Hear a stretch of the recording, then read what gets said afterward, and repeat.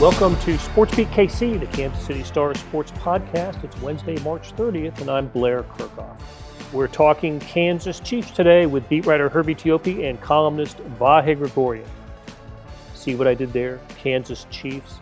That was the story on Tuesday when team president Mark Donovan was paraphrased by a reporter covering the NFL meetings in Florida that the Chiefs would keep their options open when it comes to future homes. One of those options could be on the Kansas side of the state line, Donovan said. On today's show, we explore that possibility and tackle other topics like the NFL's new overtime rule for playoff games and what remains on the to-do list for the Chiefs in free agency. So let's get started. We got a lot to talk about because with the Chiefs, there is always a lot to discuss. With Herbie Teope and Vahe Gregorian. Guys, we've been battling the traffic and the parking at Arrowhead Stadium now for years. What's it going to be like when it's over on the Kansas side and you see the wheat blowing out in the distance and the sunflowers? Now, that was interesting piece of news that came out of the NFL meetings yesterday on Tuesday. Mark Donovan apparently told a small group of reporters that the Chiefs are considering different locations for future decision to be made on where the Chiefs play. And among those would be a site somewhere in Kansas, I assume in Johnson or Wyandotte counties, but it wasn't specific. And we weren't there to ask him about it. Rest assured, he will be asked about it, or Clark Hunt at some point here in the near future. But what's happening here, Vahe? What do you think what's the point of bringing this up? In the middle of free agency as the draft approaches. Why now to put this out there? Well, I think there's a couple things going on, Blair. First of all, there's certainly been an undertone ever since the Royals started discussing the possibility of moving to a downtown stadium from the Chiefs that they're going to get theirs if the Royals get some public funding. And I feel like this is just the next sort of step in that chess match. I think if we can take it really, it's funny that the quotes that came wasn't really a quote per se, or maybe it was just a small quote. The bottom line is that Mark Donovan said they're listening to options. I think we could hear it a lot of different ways. I think one of the ways we could hear that is they've always been listening to a lot of options. And you covered that a bit in your story from yesterday and in today's paper. So to me, it's what the Chiefs are going to do. It's a little bit of some combination of posturing and also signaling that they're not going to, be left behind in this if the Royals get something. What is a whole nother element to this to me is how all this might affect the Royals' sincere explorations of something downtown, and how much this gets all jumbled in the public eye in terms of what these franchises are asking for. So more of a burst than you needed on that, but that's sort of my first read. No, those are good thoughts. When the story broke was it October or November about the Royals pursuing or interest in a downtown ballpark? Maybe it was earlier than that, but that's when the first time we got an opportunity to talk to Clark Hunt about what the Chiefs' plans were or thoughts were, and he actually foreshadowed the idea of options for the Chiefs then, and that story is linked in the story that we wrote today. You're right, Vahe, that the Chiefs have never not thought about the idea of a future somewhere else, as long as as long as I can remember, or as long as the Legends has been a part of the landscape, the area over in Kansas City, Kansas. That includes the Kansas Speedway and Children's Mercy Park. I've always heard people wonder what a football stadium there would be like, or how could that work? Basically taking the stadium from I-35, I-435 and I-70 on the Missouri side and putting it in the same I-35, 435 and I-70 intersection on the Kansas side. But I don't know. I can't get my head wrapped around the Chiefs playing anywhere other than Arrowhead Stadium. It's been, it's been since 1972. It has served them so well. Yeah, and I'll just double down on that real quick. I mean, I think we know that, these organizations are always looking for enhancements. Whatever is sort of next in the lineage of stadiums, all these kinds of things. But how many stadiums bear the iconic sense of Arrowhead and association with the team? Now, here we are a year into the sponsorship, and we're not calling it that sponsor name. I mean, it's Arrowhead Stadium, and I think there are other ways this can play out well for the Chiefs if the Royals do move. I mean, I think we've seen the setup in New England with a mall built in out there. There's different ways to look at how this could work at the Truman Sports Complex. Maybe they would retain Kauffman Stadium and have concert rights to it. I don't know how any of these sorts of monies, these allocations, can be made in that direction instead of with financing toward another thing. I mean, so I just feel like there's a big, to use one of Herbie's wheelhouse metaphors, it's some big poker thing going on here. I don't think we can overstate that. I do think it probably is a little foolish not to think that there could be the Chiefs could take other steps to make this look more like a threat. But I feel like right now it's a lot of just what can we do to get ours. Blair, by the way, while we were talking, I felt like I was trying to remember who said I'm not going to be a wallflower in this discussion, and it was David Boren at Oklahoma as the Big 12 was breaking up. And anyway, I just was reminded, I had the feeling of the Chiefs saying I'm not going to be a wallflower in this discussion. Hopefully it's not as ominous. Right. There's some. Go ahead, Blair. I was going to say, and hopefully there's not a cross signaling of two university presidents trying to talk at the same time, which was the case back then. But yeah, Herbie, I was going to say maybe Leavenworth would be a nice location for a new stadium. Hey, they would have the most secure stadium ever if they put it on Fort Leavenworth. I have to agree with Vahe here. I think there's a lot of posturing going on. You look at when this lease expires, 2031.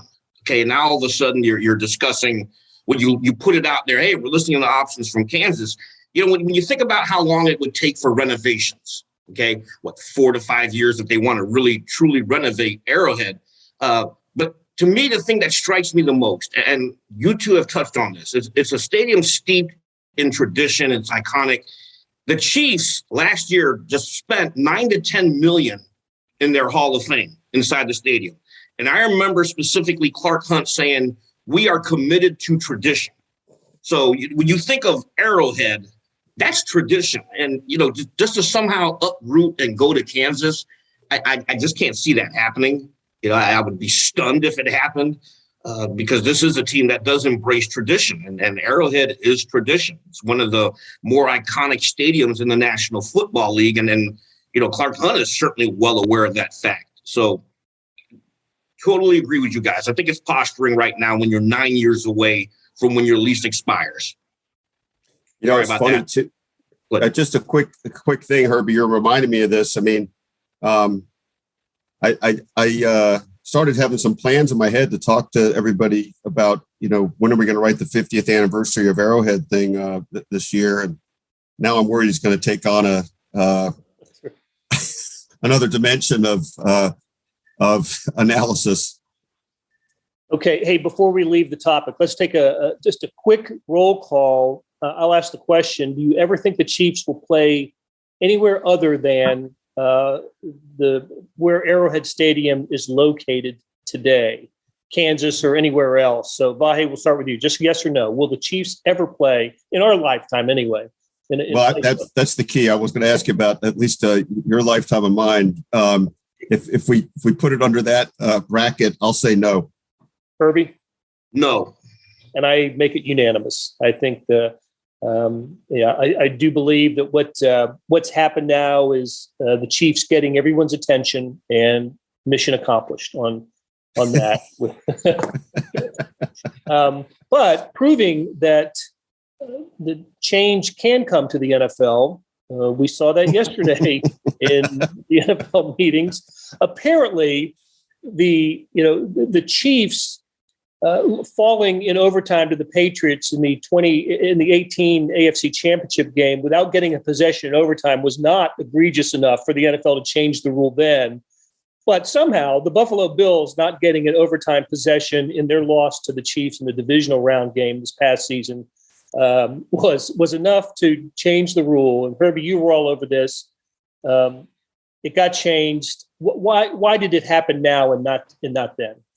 I think with the just from listening to the competition committee's comments, they looked at the statistics and the statistics showed in the playoffs, at least, because we have to make sure that this is people know this. This does not apply to the regular season. This only applies to the postseason. But the statistics showed overwhelmingly in favor of the team that won the coin toss, they would go on to win the game. So that, in their efforts to make it a fair and balanced playing field, 24 of 32 owners, or probably more than that because we don't know the actual vote, but that's how many it takes to turn a proposal into a rule. They agreed. And so the Philadelphia Eagles and Tennessee Titans were the ones who proposed this rule. Andy Reid kind of foreshadowed this earlier in the month at the combine. He pretty much said there is a movement for this. The league the teams around the league finally figured out what the Chiefs proposed in 2019. Make it fair. And that game between the Bills and Chiefs might still be going at this point. Well, 2 points. Let me jump in and say, first of all, I didn't explain exactly what the rule change is. Now each team will get a possession, guaranteed a possession in overtime in a playoff game. Previously, obviously, that was not the case. If you scored a touchdown with the first possession overtime, that team won the game. The other team did not get a possession. If there was a field goal or no score, then the other team would get the possession. And then basically at that point, it was sudden death. So, and I should say, we related to the Chiefs because we relate all of our NFL, questions and comments to the Chiefs. But there was another game that probably had an influence here too, and that was the Super Bowl, the Falcons-Patriots Super Bowl, where the Patriots came back from the 28-3 deficit to force overtime. They won the coin toss, the Patriots did, went down and scored, and that was it. And Atlanta never got the ball in overtime. So between that game and then the Chiefs the Chiefs lost to New England in the AFC title game, enough evidence had mounted for this decision to be made. You think it's a good one, Vahe? I mean, is this it occurs to me that once you get to overtime, defenses are flat worn out. And just it's going to be tough to stop anybody. However, the Chiefs were stopped in overtime in the AFC Championship game against the Rams.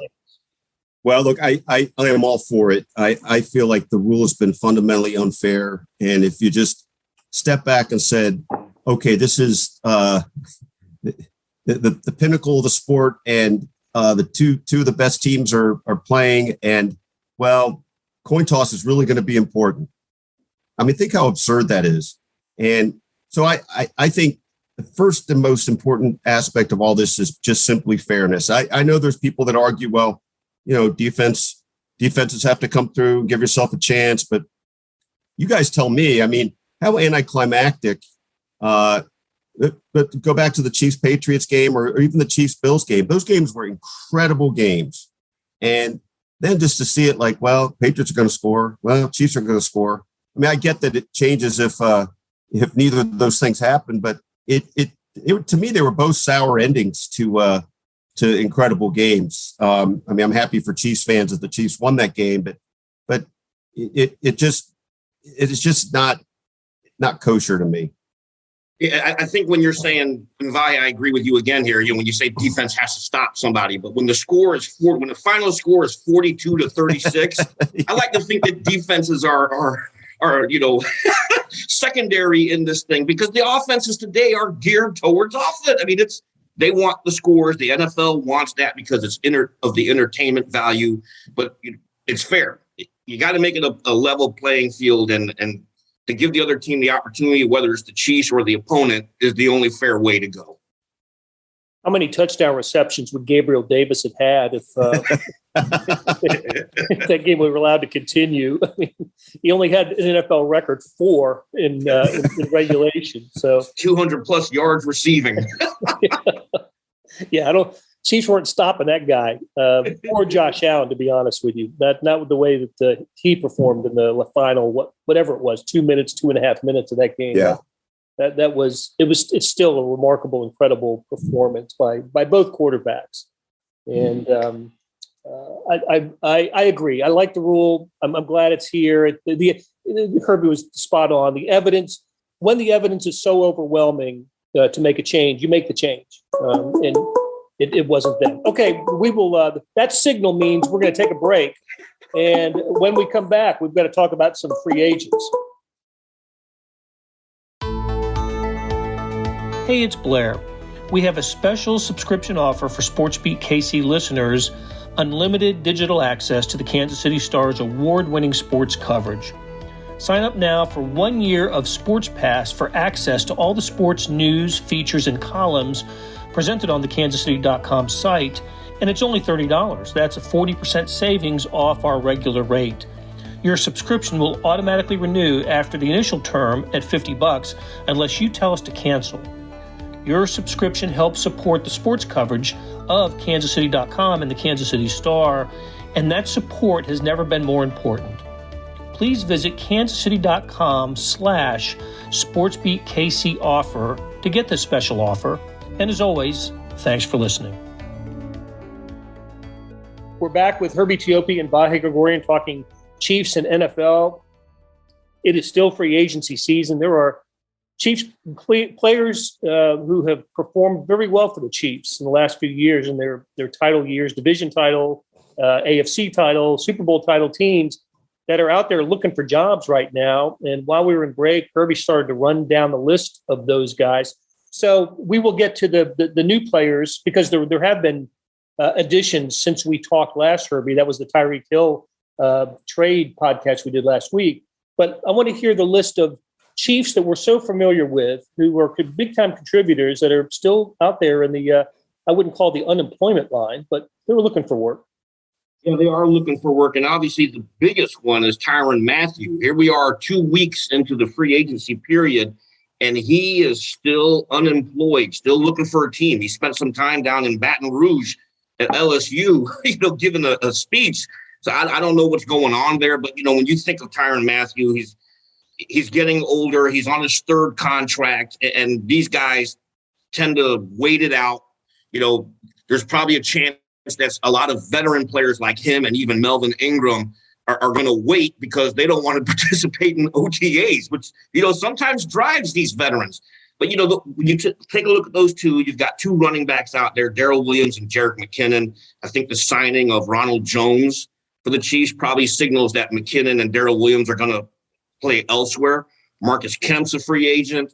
2 offensive linemen, Mike Remmers and Kyle Long, who are older. It wouldn't surprise me if they eventually decide, hey, last year was my last year. I'm going to go ahead and hang it up. Okafor is still a free agent. Hitchens, Dorian O'Daniel, Ben Neiman, Chris Lammons, and then obviously Armani Watts is the last one. But those are the guys from previous seasons who have contributed to the Chiefs, and some of them were main parts of their Super Bowl runs 2 straight years and also the Super Bowl win. But those guys are currently unrestricted free agents. It's a pretty long list. And the Chiefs have made several moves, several signings, right? You mentioned Ronald Jones for one, and we know about Juju Smith-Schuster and Marquez Valdez-Scantling, and there have been and Justin Reed are the primary ones. But That's a lot of former Chiefs that are out there still available. Do you anticipate any of those guys being coming back to Kansas City, or is there a scenario that brings some of those one, two, three of those guys back, maybe on a lesser deal than the 1 year deal, or it's just the way the contracts fell that all these guys are available now, but. It's a business in the NFL, right? I mean, there's no hard feelings. If the Chiefs want to bring somebody back and it's the best offer, you take the best offer. Yeah, absolutely. And here's the interesting thing about the Chiefs roster right now. When I didn't anticipate them being busy over the weekend because I looked at how many people were on their roster. After the Marquez Valdez-Scantling signing, they were at 77. And we know they have 12 draft picks. And you can't exceed 90. So now you have Ronald Jones. They're right at 78. So when you take the 12 draft picks into consideration, they're going to sign some undrafted free agent people. So some of the guys that they have on reserve future deals, or even maybe some of these players who are on 1 year deals might not be on that roster by the time OTAs kick off. The interesting thing about how the Chiefs approached free agency, Justin Reed, Marquez Scantling, Valdez Scantling, I think those are the only two who are on multi-year deals. Everyone else is on a 1 year deal. So, they've kind of gone the thrifty way, and whether they bring some of these other guys back remains to be seen. Ben Neiman, I don't know if he's going to come back because they signed Elijah Lee. They signed Deion Bush, Jermaine, golly, I'm forgetting his name. Jermaine Carter. Yep. These guys are special teams players. So that doesn't bode well for Ben Neiman, Dorian O'Daniel, or even Armani Watts. Or Marcus Kemp, right? Yep. Yeah. I noticed how when you were listing those other signees, your eyes lit up when you mentioned Elijah Lee. But that might be a K-State thing. It's right. Blair, I think that was just because the cat got on his desk right then. Well, yep. Wildcat. And then and Kansas City, by the way, Blue Springs, right? Elijah Lee. So always great to have a Kansas City area guy back with the Chiefs. And that's we just ran down the list of the players they have signed, and that's in addition to Blake Bell, Derek Nottie, Michael Burton, Andrew Wiley, Orlando Brown Jr. Those guys are back with the Chiefs as well. All but Orlando Brown. Well, technically, they're all 1 year contracts, right? If Orlando Brown Jr. got the franchise tag. And the thing with him too, I mean, we don't even know if Brown will be at OTAs because he has yet to sign that franchise tag, which carries $16.6 million. The Chiefs are going to have to get creative with the cap again, heading into the summer months. After Tyreek Hill, $20 million available in cap space, all these signings right now, and the NFLPA's site has not been updated since the Ronald Jones signing. But if you project it, they're probably sitting anywhere between 13 to 17 million. With 12 draft picks, they need 13.8 million to sign all of them. So, they're going to have some more gymnastics to do here. All right, Vahe. So a team that's going to go forward without Tyreek Hill, Byron Pringle, Demarcus Robinson, probably Anthony Hitchens, Charvarius Ward, Daniel Sorensen, probably Ben Neiman, and the others that Herbie mentioned, is a change in identity to some extent with this team, is it not? These are guys that we've all seen play. They've all celebrated championships with the Chiefs. It's a large percentage of players that aren't going to be back. That's right, and I think you can make a case between what we've seen with, what looks like a concerted effort, obviously a concerted effort to shed salary, but I think even a concerted effort to get younger that will be amplified many times over by having 12 draft picks. It seems to me we're looking at the first real pivot point of the Patrick Mahomes era in terms of a substantial reset of sorts. Now, what we don't know is, I think we can say this, although you guys might disagree, there's still enough stuff missing on kind of the Venn diagram between eras here that we don't exactly know how that's going to be filled in. Will some more of these guys be back than we think, et cetera? But we do know they're going to be younger. the very thing we identified as a lot of the core of the Super Bowl run. Mahomes, Kelsey Hill, Tyrann Mathieu. Those we're talking about two of the top 4 or 5. If Tyrann indeed does not re-sign with the Chiefs, which there seems to be little reason to believe he will, that's a couple of the most marquee presences. Sam McDowell had this, and Herbie, pardon me if you had this in a story too, but Sam McDowell, I think, had it just in a tweet the other day. I think as it stands right now, there's only 7 of 22 starters back from the team that won the Super Bowl. That is correct. And that's not that long ago. Might seem long ago to Chiefs fans, but so that really shows, I think, the nature of this, the need to keep working the cap, but also the idea that to stay relevant and to stay young and just even maybe to stay hungry, you got to keep tilling the crops.